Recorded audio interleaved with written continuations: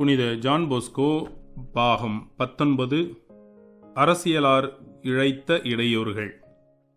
1859 வருட துவக்கத்தில் அமைச்சர்களின் சபை கூடியபோது விக்டர் இம்மானுவேல் என்னும் அரசர் அவர்களை பார்த்து, இவ்வருடம் நமக்கு சமாதானமுள்ள வருடமாய் இருக்கும் என நாம் சொல்லுவதற்கில்லை. இத்தாலியின் பல சிறு நாடுகளை நாம் ஒன்று சேர்த்து அவைகளை ஒரே ராஜ்யமாக்குவதற்கு செய்ய வேண்டிய ஏற்பாடுகள் பல இருக்கின்றன. அப்போது நமக்கு எதிராக பல துன்பங்கள் ஏற்படக்கூடும் என்று கூறினார். பாப்பரசருக்கு சொந்தமாயுள்ள நாடுகளையும் அரசர் தன் அதிகாரத்துக்குள் கொண்டு வர முயற்சி செய்தார். அப்பொழுது புனித பாப்பரசர் தொன்போஸ்கோவின் வழியாக அரசருக்கு ஒரு இரகசிய கடிதம் அனுப்பி அவர் மூலமாகவே பதிலும் பெற்றுக்கொண்டார். தொன்போஸ்கோ தாம் எதிர்பார்த்ததற்கு விரோதமாக பாப்பரசரின் நாடுகளும் அரசருடைய அதிகாரத்துக்குள்ளாகப் போவதை அறிந்து தாமும் அரசருக்கு ஒரு கடிதம் எழுதினார். அக்கடிதம் வெகு சுருக்கம் என்கிலும் கண்டிப்பானதும் தேவ கோபாக்கினையை முன்னறிவிப்பதுமாக இருந்தது. அரசர் அக்கடிதத்தை வாசித்துவிட்டு மிக வருத்தத்துடன் அமைச்சர்களுக்கு அதை படிக்க கொடுத்தார். தொன்போஸ்கோ அரசர் மட்டிலும் அவருடைய குடும்பத்தின் மட்டிலும் கொண்டிருந்த பாசத்தின் பொருட்டு அவர்களுக்கு யாதொரு கேடும் விளையாதபடி தடுக்கவே அவ்விதமாக எழுதினார். ஆனால் அவருடைய மேலான எண்ணத்தை எல்லோரும் கண்டுபிடிக்கவில்லை.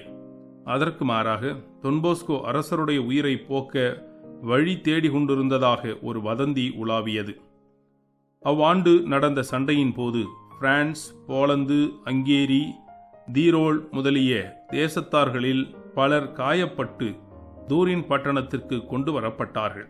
தொன்போஸ்கோ அவர்களை தமது மடங்களில் வரவேற்று கூடுமான உதவிகளை செய்ததுமல்லாமல் படிப்பதற்கும் அவர்களுக்கு புத்தகங்களை கொடுத்து உதவி புரிந்து வந்தார். இதை முன்னிட்டு அச்சேனை தலைவர்கள் தொன்போஸ்கோவை மிகவும் வாழ்த்தி கொண்டாடினார்கள். அது மட்டுமன்றி அவர்கள் தங்கள் சொந்த நாடு திரும்பிய பின்னும் கடிதங்கள் மூலமாக அவருடைய நலன்களை விசாரித்து வந்தனர். திருச்சபைக்கும் திருத்தந்தைக்கும் நேர்ந்த சச்சரவுகளை முன்னிட்டு தொன்போஸ்கோ மிகவும் வேதனை அடைந்து பரிசுத்த தந்தையாம் 9ஆம் பத்திநாதருடைய துயரத்தை ஒருவாறு தணிக்கும் பொருட்டு அவருக்கு ஆறுதலான கடிதம் ஒன்று எழுதி அதில் தமது சிறுவர்களும் கையொப்பமிடும்படி செய்து செய்தி அனுப்பி வைத்தார். டிசம்பர் மாதம் 8ஆம் தேதி பிறந்தது. இளைஞர் மன்றம் தொடங்கி 18 வருடங்கள் முடிந்தன. அன்று தொன்போஸ்கோ தம்முடன் உழைத்து வரும் குரு மாணவர்களை பார்த்து, நாளை தினம் மாலை ஜெபத்துக்கு பிறகு சிறுவர்கள் படுக்கைக்கு சென்றதும் என் அறைக்கு வாருங்கள் என்றார். அதன்படியே மறுதினம் அவர்கள் தொன்போஸ்கோவின் அறைக்கு சென்றார்கள். அவர் தூய ஆவியானவரின் ஏவுதலையும் புனித கன்னிமரியாவின் உதவியையும் இறந்து மன்றாடிய பின் கலங்கிய கண்களுடன் அவர்களை பார்த்து, இவ்வளவு காலமாக ஆவலுடன் விரும்பிய நேரம் இதோ வந்துவிட்டது. நாம் இப்பொழுது ஒரு சபையை நிறுவுவோம். அதை புனித பிரான்சிஸ்கு சலேசியார் சபை என்று அழைப்போம். இச்சபையில் உட்பட மனமுள்ளவர்கள் மாத்திரம் அடுத்த கூட்டத்துக்கு வரக்கூடும் என்றார். மறு கூட்டம் டிசம்பர் மாதம் 18ஆம் தேதி கூடியது. அதற்கு இருவர் தவிர மற்ற குருமானவர்கள் வந்து கூடினர். அதன் பிறகு மேற்கூறிய சபை ஏற்படுத்தப்பட்டதாக கூறப்பட்டது. சபை ஏற்படுவதற்கு காரணமும் முதலுமாயிருந்த தொன்போஸ்கோ அச்சபையின் முதல் அதிபராக இருக்கும்படி மற்ற யாவரும் கேட்டுக்கொண்டனர். 1859 வருட கடைசியில் தொன்போஸ்கோ கத்தோலிக்க வாசகம் என்னும் பத்திரிகையின் வாடிக்கையாளர்களுக்கு வழக்கம்போல் ஒரு நாளேடு காலண்டர் வெளியிட்டார். அதில் அவ்வருடம் நடந்த சண்டையின் செய்திகளை வெளியிட்ட பின் நேரிடப் போகும் சில துக்க நிகழ்ச்சிகளையும் முன்னறிவித்தார். வரப்போகும் நிகழ்ச்சிகளை இவ்விதமாக அவர் முன்னறிவிப்பது இது முதல் தடவை அல்ல. ஆனால் இத்தடவை கூறப்பட்ட நிகழ்ச்சிகள் நாட்டு சம்பந்தமான நிகழ்ச்சிகளானபடியால் அதிகாரிகள் மிக கவலையுடன் அவைகளை கவனிக்கலாயினர்.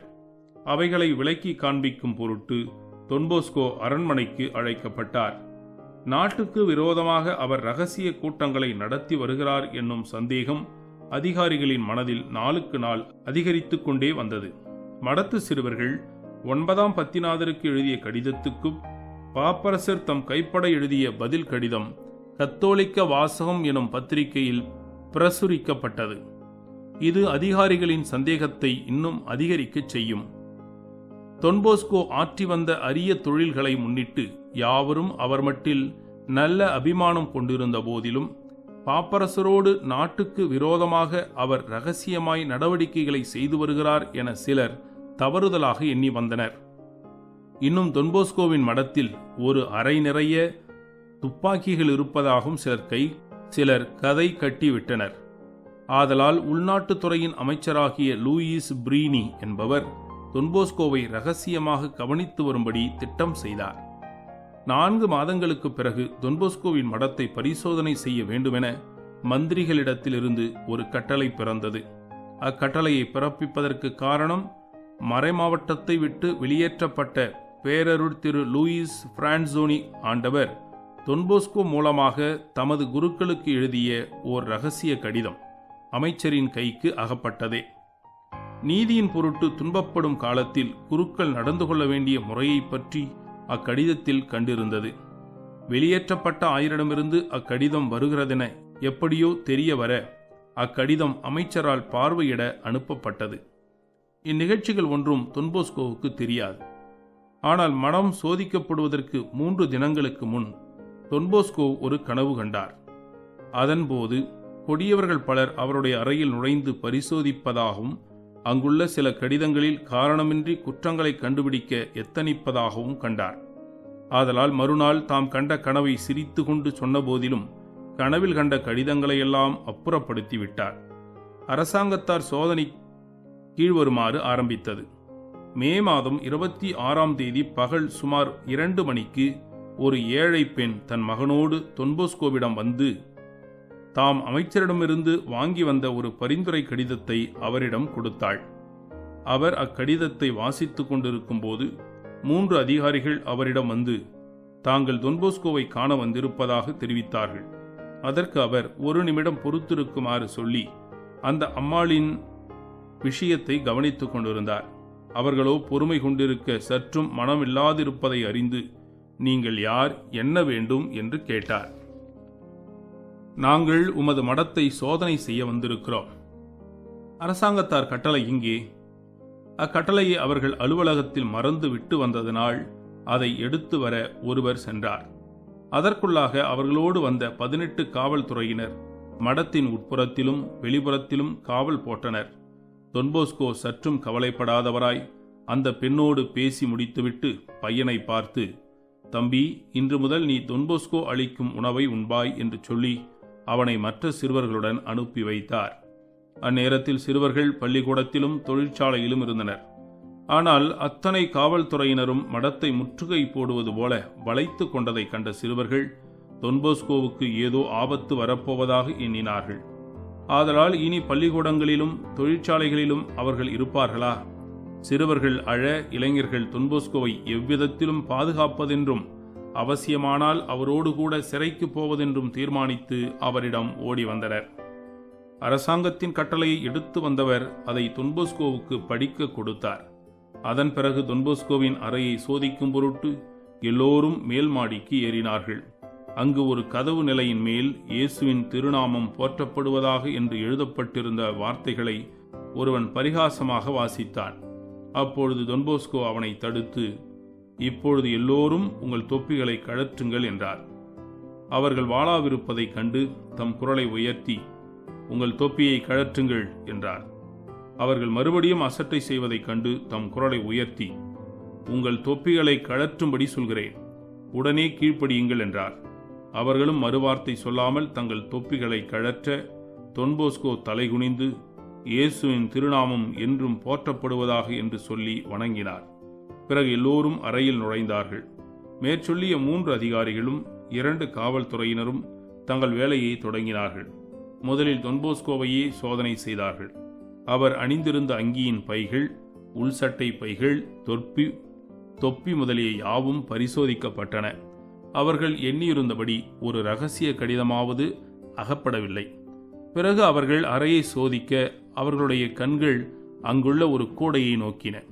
அதனுள் கிழிக்கப்பட்ட கடித துண்டுகள் நிறைய இருந்தன. அவைகளில் ஏதாவது இரகசிய கடிதம் அகப்படக்கூடும் என்று நினைத்து வெகு சிரமப்பட்டு துண்டு கடிதங்களை ஒன்று சேர்த்து பார்த்தும் இரகசியம் ஒன்றும் கிடைக்கவில்லை. அதன் பிறகு அவருடைய மேசை, அலமாரி, பெட்டி, மூலை முடுக்குகள் யாவற்றையும் சோதித்து பார்த்தார்கள். இப்பரிசோதனை வெகுநேரம் பிடிப்பதைக் கண்ட தொன்போஸ்கோ உட்கார்ந்து சில முக்கிய கடிதங்களுக்கு பதில் எழுதலானார். அவர் எழுதி கொண்டிருக்கும் கடிதங்களையும் படிக்க விரும்பினார்கள். கடைசியாக ஒரு பெட்டி பூட்டப்பட்டு இருப்பதைக் கண்டு அதனுள்ளேதான் இரகசிய கடிதங்கள் இருக்கும் என்று எண்ணி ஒருவன் வெகு ஆத்திரத்துடன் சொல்வான், இதனுள் என்ன இருக்கிறது? திறங்கள் பார்ப்போம். என் குடும்பத்தை பற்றியும் இன்னும் பல காரியங்களை பற்றியும் அதில் இருக்கின்றன. எவரும் அதை பார்வையிட நான் விரும்பவில்லை என்றார். என்ன பல காரியங்கள்? என்ன ரகசியங்கள்? திறங்கள் பார்ப்போம். திறக்க முடியாது. என் நற்பெயருக்கு இகழ்ச்சி வருவிக்கக்கூடிய பல காரியங்கள் இருக்கின்றன. என் குடும்ப ரகசியங்களை நீங்கள் மதிக்க வேண்டும். ரகசியங்கள் ஒன்றும் எங்களுக்கு கிடையாது. அனைத்தையும் அறிய எங்களுக்கு இந்நேரம் உரிமை உண்டு. பெட்டியை திறங்கள், இல்லாவிடில் அதை உடைத்து திறப்போம். நீங்கள் கட்டாயப்படுத்துவதால் அதை திறக்கிறேன், அல்லாவிடில் ஒருபோதும் திறக்க மாட்டேன். திறந்ததும் அம்மூவரும் அங்குள்ள கடிதங்களை எடுத்து படித்தார்கள்.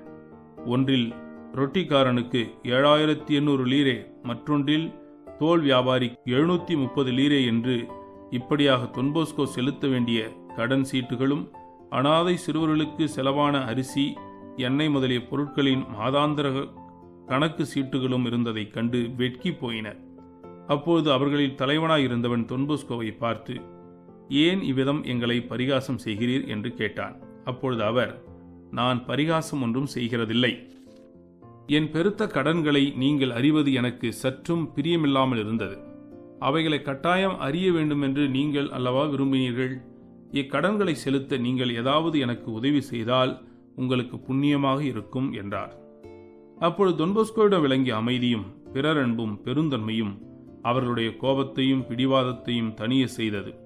தகுந்த நேரம் பார்த்து தொன்போஸ்கோ அவர்களுக்கு ஒரு சிறிய மறைவுரை சொல்லத் தொடங்கினார்.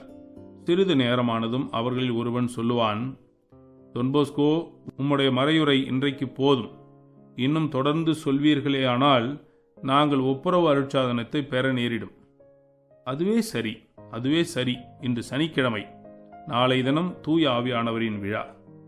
உங்களை பரிசோதிக்க வந்த நாங்கள் கடைசியில் உங்களிடமே ஒப்புரவு அருட்சாதனம் பெற நேரிடும் போலிருக்கிறதே.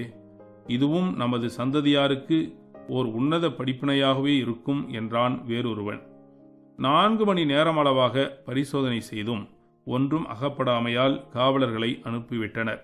அன்று நடந்த பரிசோதனையின் முடிவை அந்த அதிகாரிகள் எழுத்து மூலமாக எழுதி வைத்து போகும்படி தொன்போஸ்கோ கேட்டுக்கொண்டார். அவர்களும் அப்படியே நல்ல விதமாக எழுதி வைத்து போயினர்.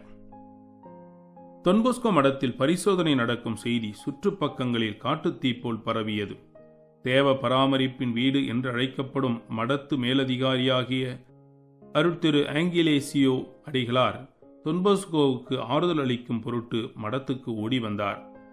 அவர் மடத்தில் நுழைய சேவகர்கள் அனுமதிக்கவில்லை.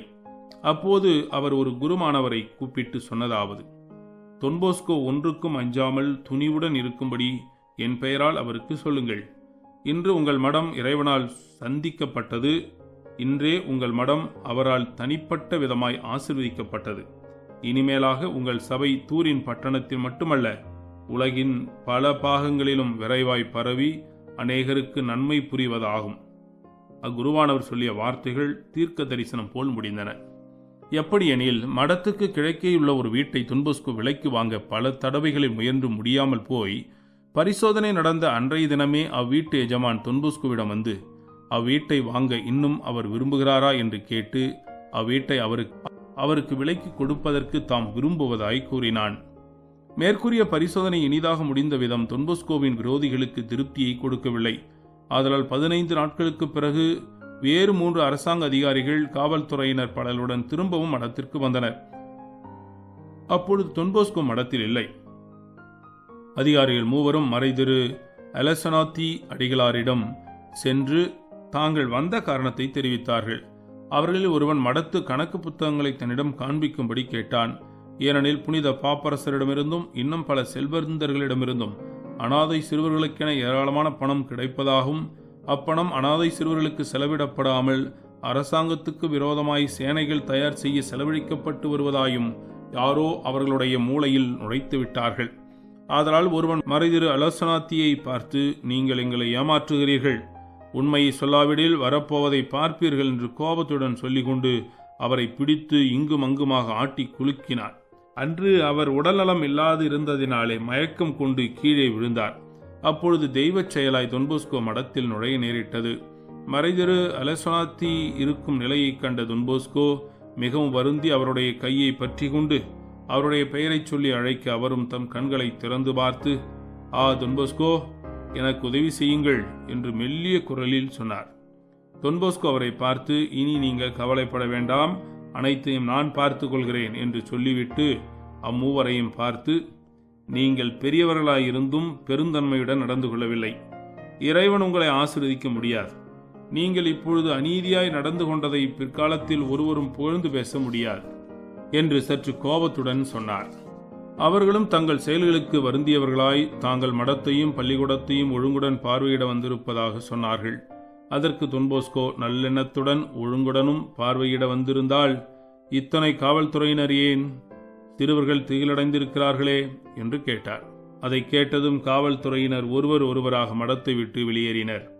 பார்வையிட வந்த மூவரும் பள்ளிக்கூடத்துக்கு போய் புத்தகங்களை சோதித்தார்கள். இத்தாலிய அரசாங்கத்தை பற்றி தொன்போஸ்கோ என்ன போதிக்கிறார் என்று வஞ்சக எண்ணத்துடன் சிறுவர்களை விசாரித்தார்கள். இன்னும் மறைக்கல்வி பாடத்தில் வெகு தந்திரமாக கேள்விகளை கேட்டு தொன்போஸ்கோவுக்கு விரோதமாக ஏதாவது குற்றம் அகப்படுமா என்று தேடினார்கள்.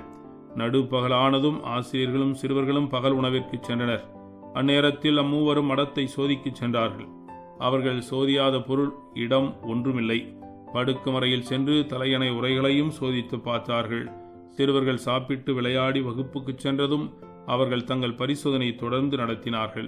சுமார் 7 மணி நேரத்தில் நுட்பமாய் அனைத்தையும் பரிசோதித்து பார்த்து ஒன்றும் அகப்படாமையால் வந்த வழியை திரும்பி போக தீர்மானித்தனர். அத்தருணம் தொன்போஸ்கோ தம் மடங்களுக்காக தயாரித்து வைத்திருந்த ஒழுங்குகளை அவர்களிடம் காண்பித்து, இவ்வொழுங்குகளின்படி என் சிறுவர்களை நடத்தி வருகிறேன். இவைகளில் அரசாங்கத்துக்கு விரோதமாய் ஒழுங்கு ஏதாவது இருக்கிறதா என பரிசோதித்து பாருங்கள்.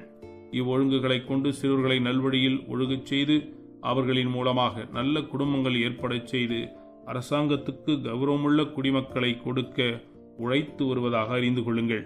ஆதலால் இனிமேலாகிலும் என் சிறுவர்களையும் எங்களையும் துன்புறுத்தாமல் இருப்பீர்கள் என்று நம்புகிறேன் என்றார்.